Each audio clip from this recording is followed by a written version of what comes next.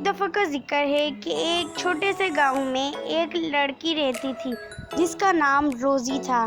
وہ ایک چھوٹے سے گھر میں رہتی تھی۔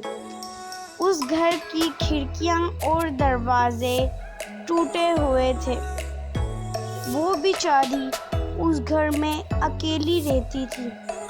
اس کی خواہش تھی کہ کاش اس کی کوئی بیٹی ہوتی۔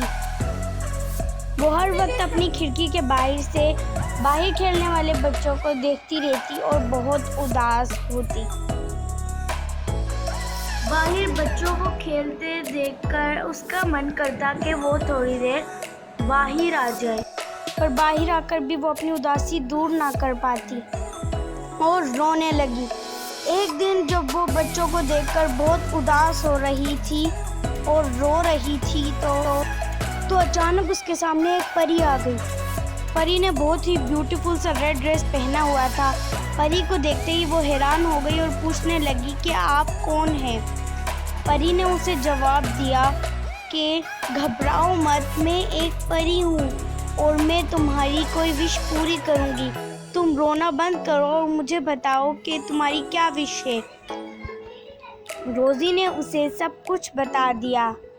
پری نے اس کی ساری باتیں سننے کے بعد اسے ایک بیج دیا اور کہا جا کر اسے اپنے گارڈن میں بو دو اور صبح دیکھنا کیا ہوتا ہے۔ یہ کہہ کر پری وہاں سے غائب ہو گئی۔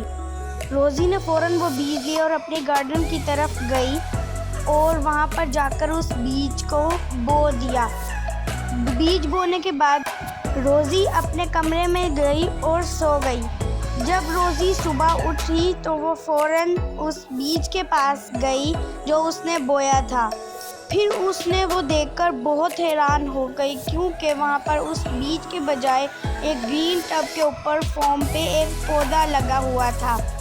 جیسے ہی روزی نے اسے کھولا تو اندر سے ایک بہت ہی پیاری لڑکی نکلی۔